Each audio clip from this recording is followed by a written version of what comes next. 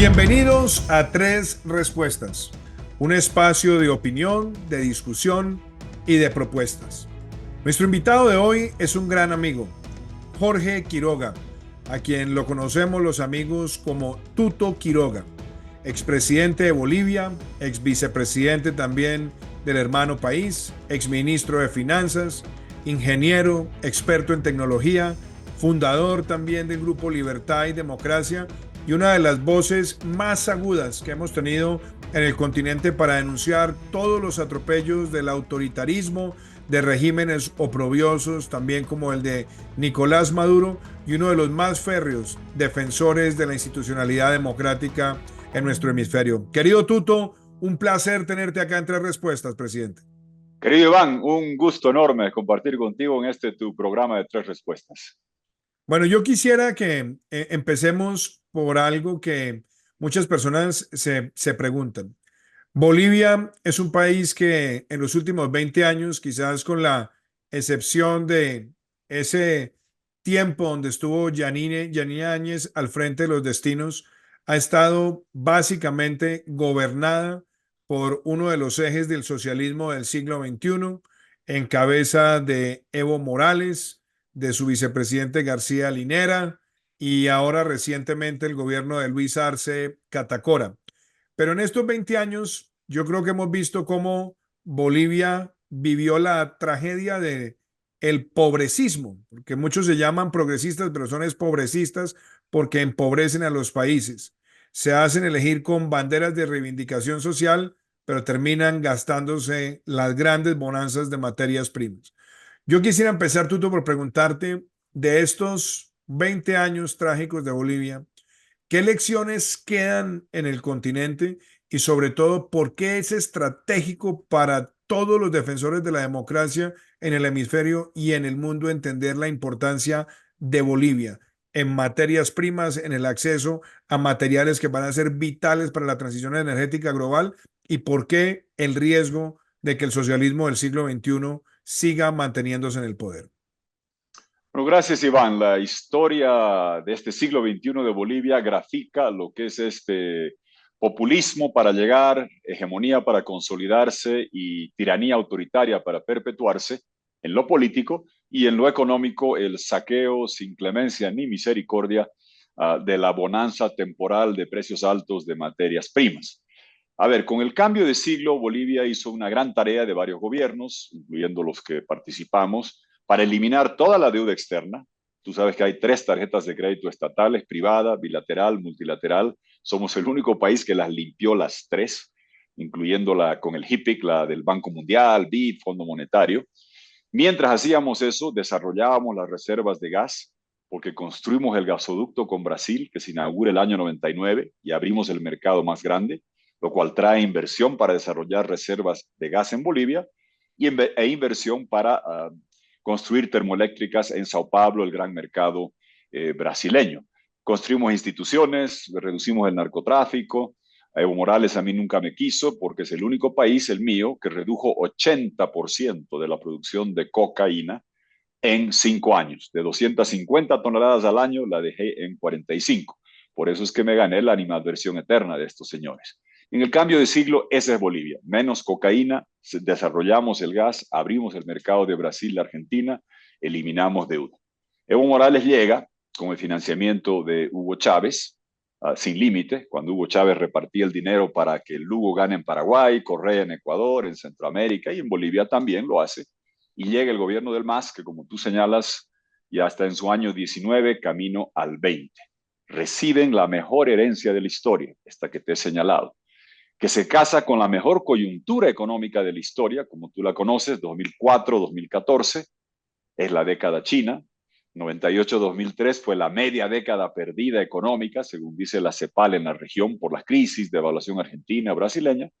Pasamos esta década de oro, donde Sudamérica, con la insaciable voracidad china, vendemos energía, comida y minerales a raudales, precios ascendientes, volúmenes crecientes, petróleo venezolano, carbón colombiano, soya argentina, hierro brasileño, cobre chileno, gas de Bolivia, zinc, estaño, plomo, plata, y llega una época de bonanza. La gente, Iván, dice que el MAS desperdicia la coyuntura alta de precios de materias primas, olvidando que para beneficiarse de ella hay que tener producción y nosotros desarrollamos la producción de gas y de proyectos mineros. En 20 años, estos pobrecistas no hacen un descubrimiento de gas, no desarrollan un proyecto minero, lo único que hacían es abrir dos válvulas de gasoducto a Brasil y la Argentina y llegan a recibir 23% del PIB en exportaciones gasíferas con altísima fiscalidad. ¿Y qué hacen los populistas? Se creen el inventor del paraguas cuando está lloviendo, se creyeron que habían hecho un nuevo modelo, saquearon los recursos y gastaban los recursos con un incremento desmedido del tamaño estatal. El Estado boliviano hoy día cuesta 9 veces lo que costaba, Iván, cuando empezó el movimiento al socialismo. 9 veces más. La planilla estatal es 8 veces más. Esa aventura funciona cuando llueven recursos del gas. No exploran, no descubren reservas. 2014 empieza a mermar la producción y saltan, como siempre, al Banco Central, a las reservas acumuladas del Banco Central. Entre del gas, ellos han recibido 60.000 millones en un país pequeño como el mío de 40 y pico mil millones de dólares de PIB. 60.000 millones de gas, 20.000 del Banco Central, 13.000 de deuda externa, casi 10.000 de la gestora de las AFPs, de los fondos de pensiones, crédito interno del Banco Central. Estos señores se han llevado, farreado, despilfarrado, saqueado con populismo 120.000 millones de dólares, 10.000 dólares por persona en mi país y estamos en la quiebra con tipo de cambio paralelo, con la economía destrozada y en el camino aplicaron la receta de perpetuarse en el poder, de pretender que la reelección indefinida era un derecho humano, que gracias a lo que tú hiciste, poniéndole la firma a esa opinión consultiva en la Corte Interamericana, esa opinión 2821 del año 2021, certificó que Evo Morales todo lo que hizo fue en contra de la Constitución, desconociendo el referéndum, mientras saqueaba la economía, destrozaba las instituciones y pulverizaba la democracia. Y ahora estamos llegando al final de este saqueo destructivo y tenemos la oportunidad el 2025 de recuperar democracia, libertad, salvar la macroeconomía, resucitar el gas, proyectar el litio. Tuto, ahí se pregunta uno, bueno, viendo esa coyuntura y viendo también cómo pues hace pocos años llega Luis Arce a la presidencia, llega con la sombra de Evo Morales, la injerencia también de Evo Morales, pero vemos que en los últimos meses, a raíz de la hecatombe económica, Evo Morales empieza a alejarse de Arce y empieza casi que a despacharse contra él. Vemos a Arce tratar de responder, pero lo cierto es que esta coyuntura de tensión política entre dos antiguos aliados se da en un momento crítico para la situación macroeconómica de Bolivia. Y quiero hacerte una pregunta, por lo menos de tu percepción. ¿Es probable que Bolivia pueda entrar en una situación de cesación de pagos de deuda, lo que se conoce como un default? Porque hay muchas personas que hoy en día hablan de esa posibilidad cada vez más inminente. ¿O crees que habrá un mecanismo para poder navegar esto? Porque yo creo que si esa situación llega a darse, es inevitable la caída estruendosa de ese régimen. Iván, interesantísimo lo que señalas. La verdad es que ya se ha dado una cesación de pagos dolorosa con los depositantes bolivianos. Arce, hay que recordar, Evo Morales llega a la presidencia hace más de 18 años y Arce era su ministro estrella. Yo le decía cajero, porque llegan a tener 8 veces los ingresos fiscales que yo había tenido y solo tenían que abrir dos válvulas de gas para hacerlo y se pensaban los inventores de la pólvora o del agua tibia.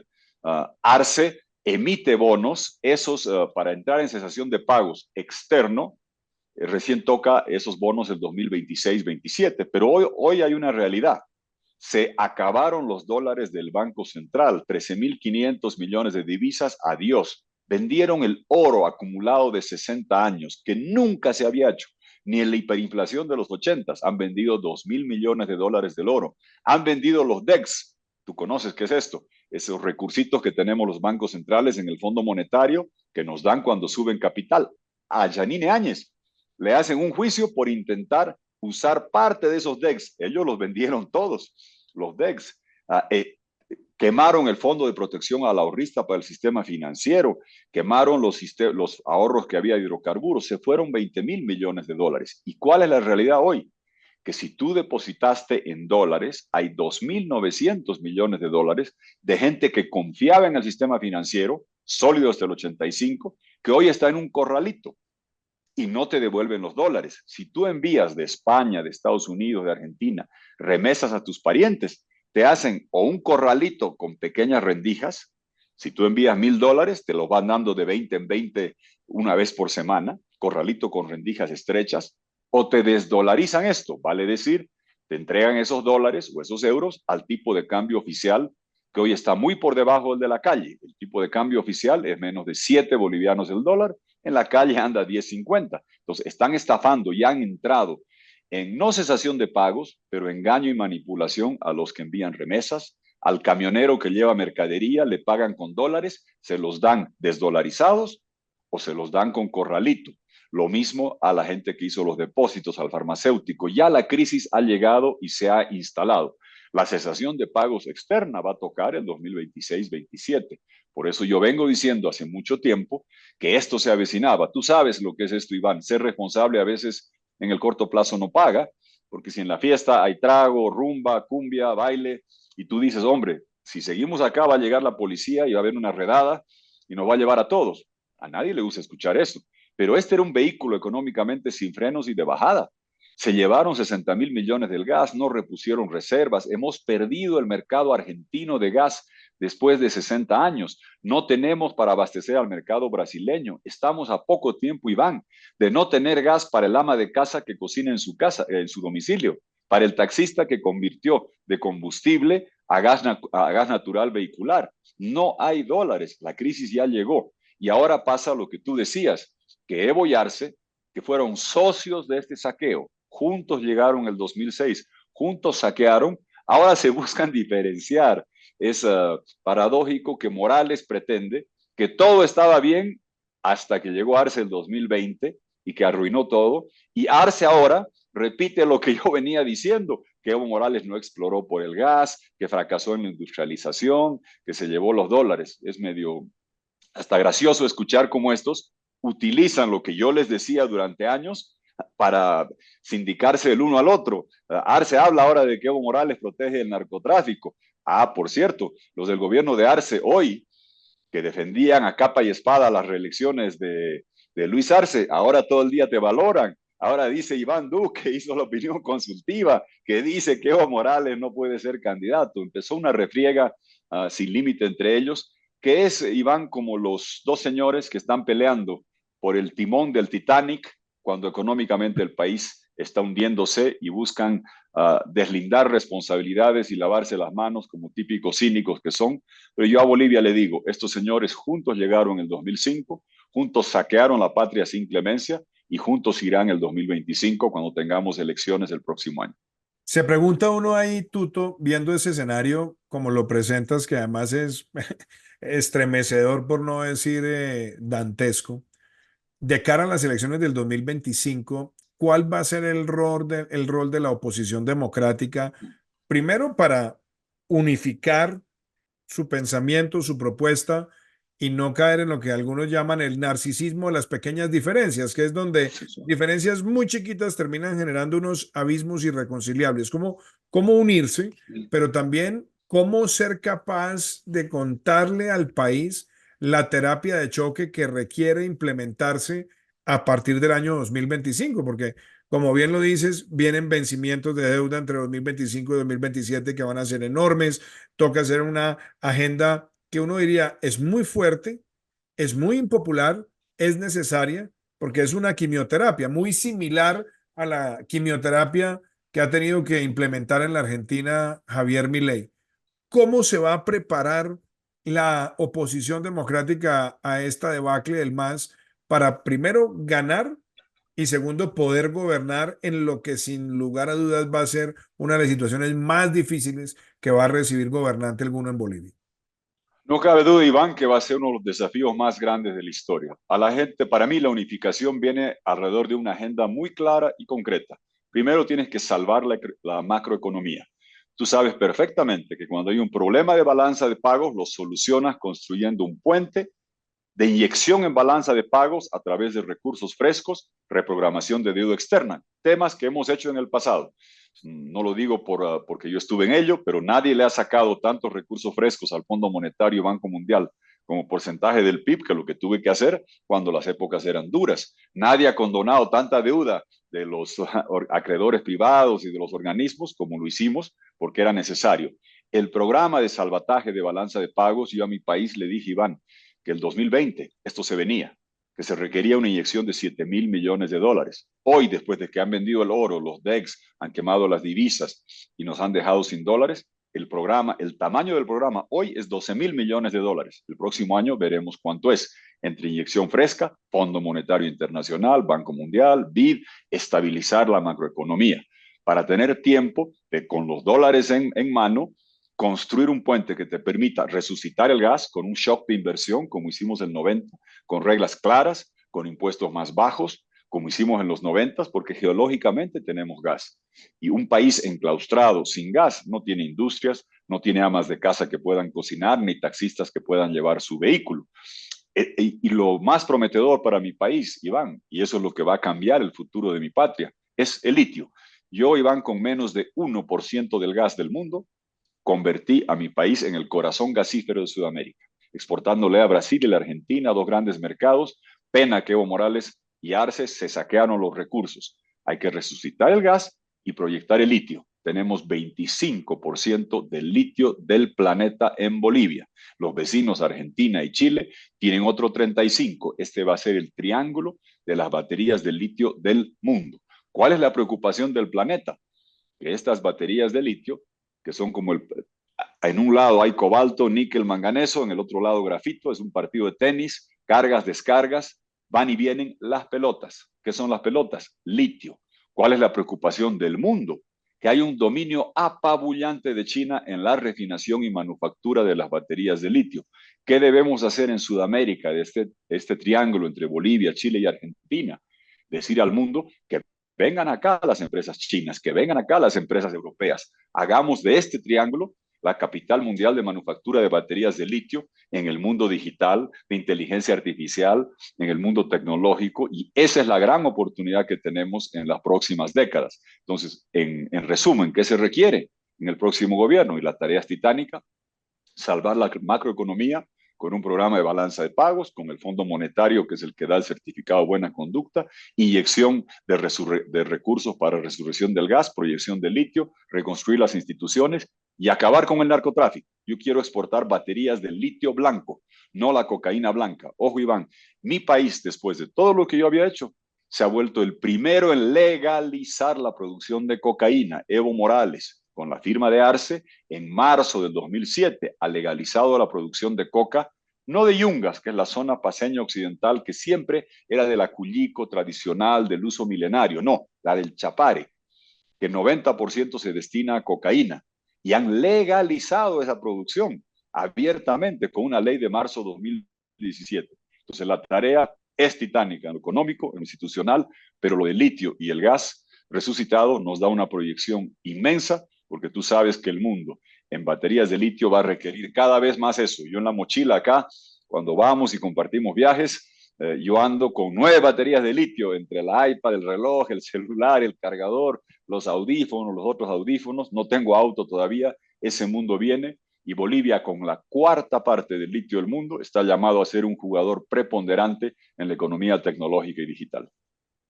Ahí en esa reflexión, claro, Bolivia, 25% del litio del mundo, elecciones en el 2025, los ojos de, digamos, los enemigos del orden democrático mundial saben claramente que mantener en control, influencia, presión sobre Bolivia, pues les permite tener un control estratégico sobre un producto que es determinante también para las próximas décadas. Y eso me lleva de pronto a conducir esta conversación al plano geopolítico, Tuto. El papel de Estados Unidos, Europa, hoy, frente, por ejemplo, a los intereses de China, en el caso particular de Bolivia, ¿cómo lo estás viendo? ¿Crees que le están poniendo atención a esta situación? ¿Crees que sencillamente están siendo espectadores a la distancia? Y si es así, ¿qué podemos hacer para que haya un mejor entendimiento de la posición estratégica que Bolivia representa para la seguridad energética y cibernética del mundo, que pareciera que nadie le está dando la relevancia que requiere? Tienes toda la razón, Iván. Este va a ser un tema que va a estar sobre el tapete. ¿Cómo se ve hoy? A Estados Unidos en general se la ve más alejada de Sudamérica. Parece muy difícil y no es tema de Trump o Biden. En el sistema político norteamericano se ve muy difícil que hoy se pudiese aprobar un tratado de libre comercio para cualquier país de Sudamérica. En Europa, como tú sabes, hay enorme frustración en esta parte, en esta nuestra parte del mundo, porque Mercosur y Europa vienen negociando 25 años un acuerdo comercial. Es el noviazgo comercial más largo de la historia y hasta ahora no hay matrimonio, no hay embarazo, no hay hijos, porque hay proteccionismo francés, hablemoslo claro, en el sector agrícola. En cambio, China sí está abierto y ahí nuestro buen amigo con quien estuvimos en Chile, Luis Lacalle Pou, nadie puede acusarlo de ser simpatizante comunista, es cuarta generación genéticamente codificado para ser centro-derecha, ha tratado de hacer apertura comercial con Estados Unidos, con Europa y frustrado, la está negociando con China. ¿Por qué? Porque él tiene que vender su leche, sus vinos, su carne y China es un gran mercado atractivo. Ahora, en Bolivia somos un país enclaustrado y en el tema del litio, mi posición es que tenemos que hablar y conversar con absolutamente todos. Y más bien, lo que debemos posicionar es lo siguiente. ¿Está preocupado usted, señor de Europa, de Estados Unidos? ¿Cómo lo están? Del dominio apabullante, cuasi monopólico de China en las energías limpias, en solar, en viento, en vehículos eléctricos. Es un dominio apabullante. En baterías de litio, el dominio es apabullante. Si tú tomas lo que entra en una batería de litio, hoy cobalto, níquel, manganeso, mañana será hierro, fosfato, pero grafito, litio, China está refinando y van entre 63 a 93% de todo eso. Está produciendo más de la mitad de los vehículos eléctricos. Si queremos diversificar las cadenas de suministro, tiene un papel preponderante Sudamérica para el mundo. Si no quiere Europa y Estados Unidos tener esa dependencia absoluta del sudeste asiático en chips y en baterías de litio, tenemos que venir para acá. Compartimos con Colombia las hermosas montañas andinas, que son terreno ideal para manufactura intensiva de chips de baterías de litio y para centros de inteligencia artificial que adoran, a diferencia de la selección argentina de fútbol, que no le gusta venir a La Paz y no mucho a Bogotá, pero los centros de inteligencia artificial y de manufacturas tecnológicas adoran nuestras montañas andinas, frías, secas, refrigeración natural, para toda esta irrupción tecnológica que debemos hacer. Entonces, nuestra posición para mí debe ser hablar con absolutamente todos. Todo el mundo va a requerir vehículos con baterías de litio. Todo el mundo usa relojes, celulares, todo el mundo usa los audífonos y ser un polo alternativo de desarrollo para no tener Europa, Estados Unidos y nosotros mismos que depender de todo lo que hagan en Asia. Mira lo doloroso que sería, Iván, tener la cuarta parte del litio del mundo, exportarlo como materia prima a Corea, a Shenzhen, hacia el Asia y que vuelvan todas las baterías made in Asia cuando acá podemos hacerlas y subir la cadena de valor agregado y puedes empezar haciendo baterías, después celulares, los centros de inteligencia artificial que van a requerir gigantescas baterías de litio, ¿por qué no empezar a hacerlos acá y trasladarlos hacia acá? Tú sabes perfectamente que la disrupción que viene con inteligencia artificial en justicia, salud, educación, comercio, es dramática. Va a cambiar más el mundo los próximos 5 años que los últimos 40. Y por lo menos para mi país, la carta de presentación es como proveedor de las baterías de litio y nosotros con las hermosas zonas andinas, tu país Colombia, con conexión de telecomunicación bioceánica, que es enormemente valioso, estamos bien posicionados para irrumpir en este mundo tecnológico de centros de inteligencia artificial, donde tú sabes que requiere centros distribuidos por el mundo, tener latencia baja, para que lo que estés haciendo en ChatGPT, justicia, salud, educación, no vaya hasta Nevada, que puede ir a un servidor de Colombia, a un servidor de Bolivia, con buenas baterías de litio, con telecomunicación rápida.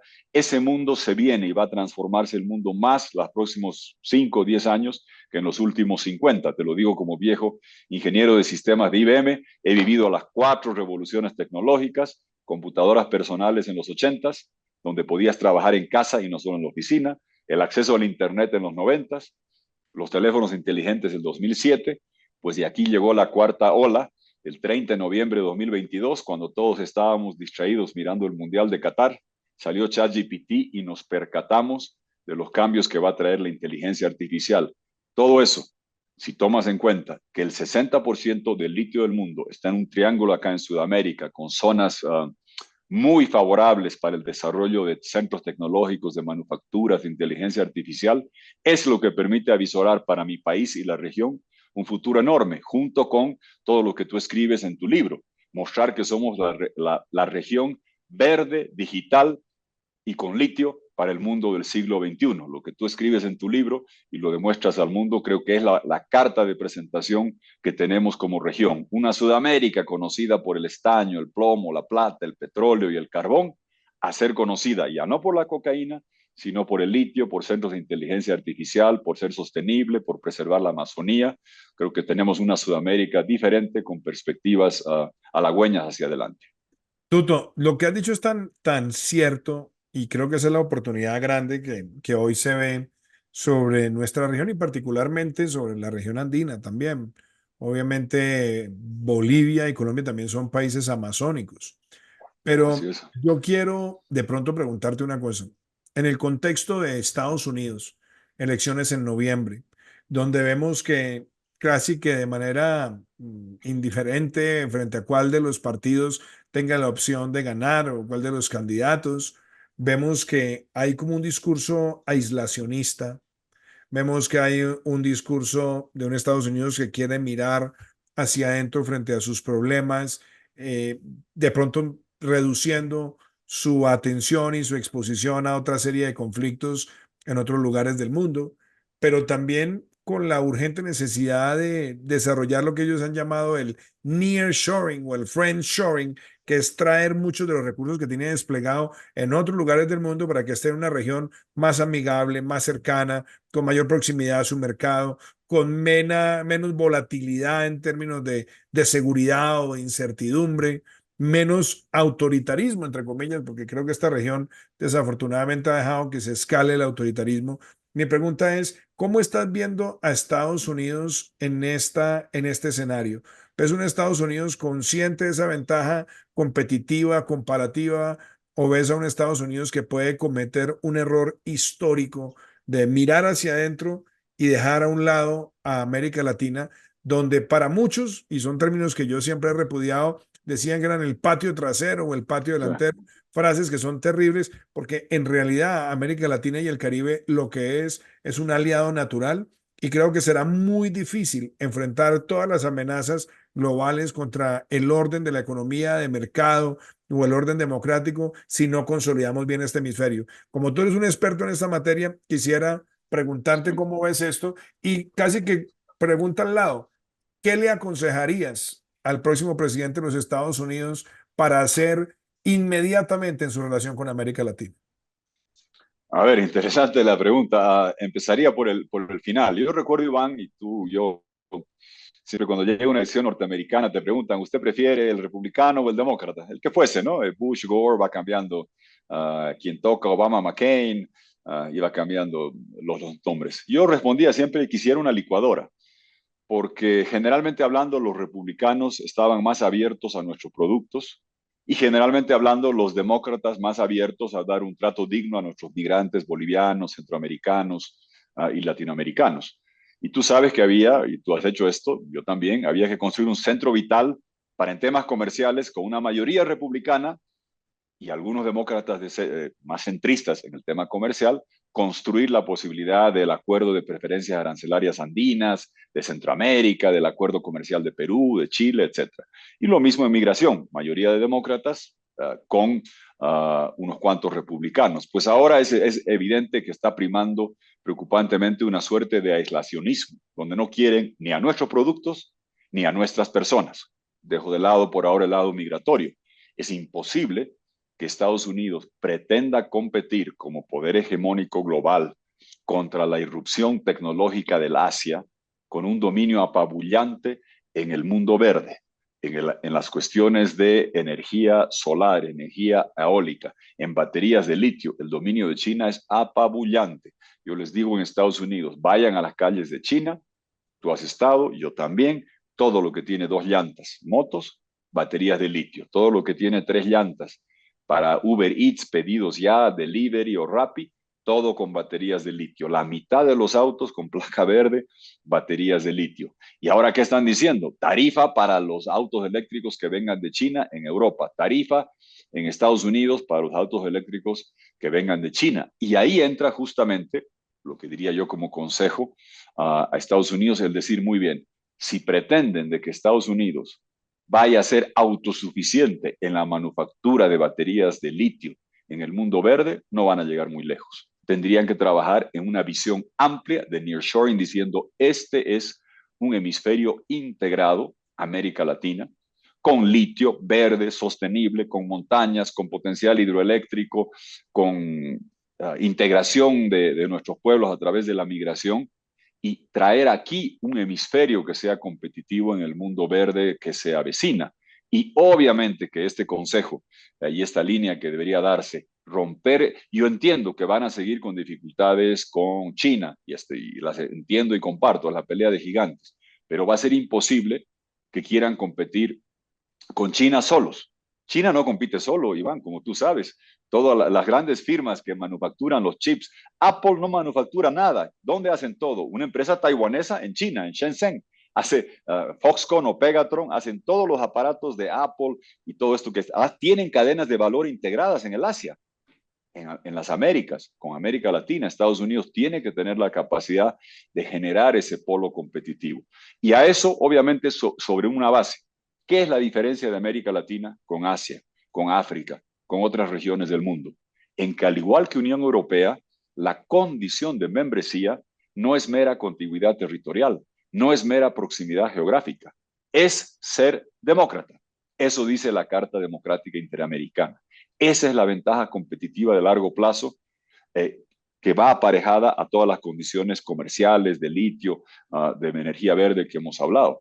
Y por eso es importante que Estados Unidos, hermano mayor de la región, junto con Brasil, Colombia, tengan posiciones más claras sobre los tres piratas del Caribe, las tres tristes tiranías trogloditas de Venezuela, Cuba y Nicaragua, porque si aceptamos como África o Asia ser una región híbrida, donde la democracia es opcional y no obligatoria, como dice la Carta Democrática, perdemos una enorme ventaja competitiva, institucional y democrática de largo plazo que los hermanos mayores de la región, Canadá, Brasil, Colombia, evidentemente Estados Unidos, están llamados a defender y los próximos meses serán decisivos por lo que viene en Venezuela, por lo que va a venir en Ecuador temprano el próximo año, en febrero, con el amigo Novoa allá, y lo que toque en mi país.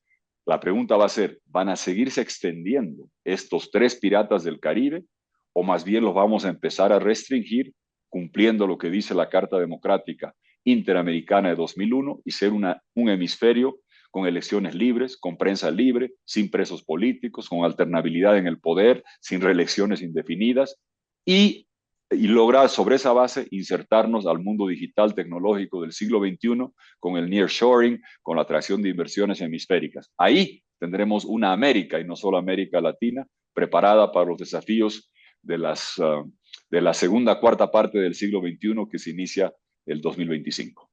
Tuto, como ya estamos llegando al final y siempre es fascinante escucharte, y yo debo decir que de los colegas, amigos, expresidentes, que siempre está como a la vanguardia de tendencias que está pasando, siempre estás a la cabeza. Yo no puedo dejar de hacerte una pregunta un poco personal y es el Tuto Quiroga de hoy que está en sus 60 años, que sigue mirando el mundo, descubriendo cosas y hacia dónde se van a mover las tecnologías. ¿Qué le diría al Tuto Quiroga, presidente de 41 años, que le hubiera gustado saber en ese momento, cuando estaba al frente de los destinos de Bolivia? Creo que lo principal hubiera sido decir, no seas tan ingenuo, no tomes la democracia como un hecho consolidado e irreversible, porque la verdad es que el 2000, 2001 más allá de las dificultades económicas, se sabía que había que lidiar con ellas, crisis de balanza de pagos, renegociar deuda, proyectar el gas, pero se pensaba que excepto Cuba, que algún día pronto iba a cambiar, todos vivíamos con democracia. Había conocido y tratado a Hugo Chávez, tenía alguna preocupación, pero uno piensa de que eso va a ser una cosa temporal. El tiempo te enseña que no había sido el fin de la historia, que la democracia no había triunfado en América Latina y que se venían cambios abruptos y duros. Y creo que hay que estar consciente de que aunque estés viviendo en un vecindario donde todos estén sanos, sigue poniendo las vacunas que garanticen la libertad y democracia. Nunca la tomes como un hecho consolidado, porque Venezuela, que era la gran cuna de la democracia, cuando había gobiernos militares en muchos lugares de Sudamérica, y los perseguidos se asilaban en la tierra de gracia de Venezuela, y mira lo que pasó por allá, después Nicaragua, después los avatares que han pasado por acá y demás. Creo que hay que seguir siempre defendiendo la democracia en todo momento y siempre mirar para adelante. Yo eso siempre he hecho, creo que compartimos eso contigo. Tú sabes que a veces uno va a estas reuniones y conciliábulos de expresidentes y empiezan a salir los retrovisores. Yo ahí me preocupo, ¿no? Que Dios te agarre confesado, digo ahí, porque sale el retrovisor, ¿no? En mi gobierno, y el vino en mi gobierno. Hay mucho por hacer para adelante para quedarse enquistado mirando el retrovisor. Hay que mirar para adelante lo que se viene, las transformaciones que se avecinan. Tú estás haciendo eso, tenemos muchos amigos que hacen eso. Y Dios guarde a Sebastián Piñera, que tú lo conocías muy bien, vivía Sí. obsesionado por eso. ¿Qué hacemos para adelante? Yo nunca lo escuchaba a Sebastián y podía haberlo hecho. En mi gobierno yo hice la vacuna, en mi gobierno yo sabía el terremoto. No, estaba preocupado siempre, Dios lo guarde, de mirar los desafíos para adelante y él tenía 74 años, pero creo que eso es lo que yo le aconsejaría al tuto de entonces y se lo aconsejo a toda la gente, no importa la edad que tengas, no te quedes encasillado en el retrovisor, hay mucho por hacer. Si quieres escribir tus memorias, hazlo, pero sigue mirando para adelante y sigue enfrentando los desafíos que se avecinan para nuestra América Latina. Tuto, de verdad que esto siempre es un placer y he tratado en tres respuestas de algunos de nuestros invitados preguntarles por alguna recomendación. Dos cosas. ¿Qué estás leyendo y qué estás de pronto leyendo que quisieras compartir? Vea, háganlo, mírenlo, léanlo, disfrútenlo. Y lo segundo, una de tus pasiones es la tecnología. ¿A qué tecnología deberíamos en este momento ponerle especial atención? Muy bien, a ver, leyendo, estoy leyendo el último de Fukuyama, sobre liberalismo, es bueno, tiene algunos libros buenos, lo estoy leyendo ese, y estoy leyendo varios sobre inteligencia artificial, ChatGPT, cómo funcionan y cómo el mundo está cambiando hacia adelante. Creo que yo recomendaría, hay muchos libros sobre eso, el de Suleiman, hay libros de Fei Li, hay muchos sobre del mundo que se avecina, porque la gente que no está tan compenetrada con el mundo tecnológico, yo tengo la ventaja que instalaba sistemas gigantescos de computación de IBM en los 80s, aprendí más de computación de lo que voy a requerir el resto de mi vida, pero hay que entrar a este mundo. ¿Y sobre qué tecnología recomendaría que la gente empiece a aprender? A ver, ¿qué va a significar el cambio de inteligencia artificial? Durante décadas ha habido una ventaja de la gente que era tecnológica, que sabía programar, que sabía usar Excel, que sabía incursionar en el mundo tecnológico. ¿Quiénes son las grandes fortunas de ahora? Los zares de la tecnología. En el mundo de la inteligencia artificial va a empezar a requerirse gente no que sepa programar, gente que sepa interactuar con la inteligencia artificial, que sepa exprimir, ordeñar los algoritmos de inteligencia artificial para sacarle más provecho. ¿A qué me estoy refiriendo? Si tú tienes una persona joven, gurú, que sabe hacer macros de Excel y hojas de cuadros gigantescas, era una persona valiosa para una empresa. Hoy va a empezar a ser más valioso el joven o la joven que sepa manejar el lenguaje para interactuar con las herramientas de inteligencia artificial en el mundo digital. Se va a equilibrar el mundo hacia aquellos con habilidades lingüísticas, de creatividad. Y ahí es que en América Latina tenemos una enorme ventaja. Concluyo con esta idea, Iván. Yo voy a seminarios, estaba en Europa, por allá, y la gran preocupación de la inteligencia artificial que es que va a desplazar a mucho de la fuerza laboral. ¿Por qué? Porque en Europa, en Japón, porque en cualquier lugar desarrollado, tienes suficientes doctores, tienes suficientes abogados, tienes suficientes doctores y programadores. Pero en América Latina, tú sabes perfectamente que no tenemos suficientes doctores, programadores. Inteligencia artificial te va a permitir a un número más reducido de profesionales por millón de habitantes que tenemos en la región hacer más, ser más productivos. Entonces vamos a poder aprovechar el incorporarnos al mundo de inteligencia artificial sin la misma disrupción o pérdida de trabajos que va a haber en el mundo desarrollado y con una ventaja, que el mundo de la inteligencia artificial para América Latina es una gran oportunidad porque nuestra gente es más creativa. No hablo mal de los europeos y asiáticos, pero si tú ves en el mundo del TikTok, del Instagram, de la música, de la cultura, nosotros somos como en el COVID. Tenemos un porcentaje reducido de la población mundial y en el COVID tuvimos 3 o 4 veces las muertes y la desgracia. Lo mismo en creatividad. Generamos 3 o 4 veces más nuestro porcentaje de población en creatividad. Tú vas a Indonesia, vas a Japón, saben quién es Shakira, quién es Vives, quién es Messi. Nosotros no sabemos quiénes son los de ellos. Tenemos con la inteligencia artificial incorporada al mundo profesional la posibilidad de hacer más con la menor cantidad de profesionales y hacerlo de forma más creativa que cualquier otro. Me parece que esa es la ventaja de América Latina en el mundo que se viene. Fascinante, apreciado Tuto. No sabes de verdad lo que Gracias. uno podría estar todo el día conversando contigo y además disfrutándolo muchísimo. Muchas gracias por estar con nosotros en Tres Respuestas y esperamos seguir trabajando de la mano para defender la democracia y la libertad en nuestro hemisferio. Un verdadero placer, Tuto, y muchísimas gracias. Gracias, Iván, y a nombre de todo Bolivia, gracias siempre por la opinión consultiva. La democracia siempre te lo va a agradecer. Muchas gracias.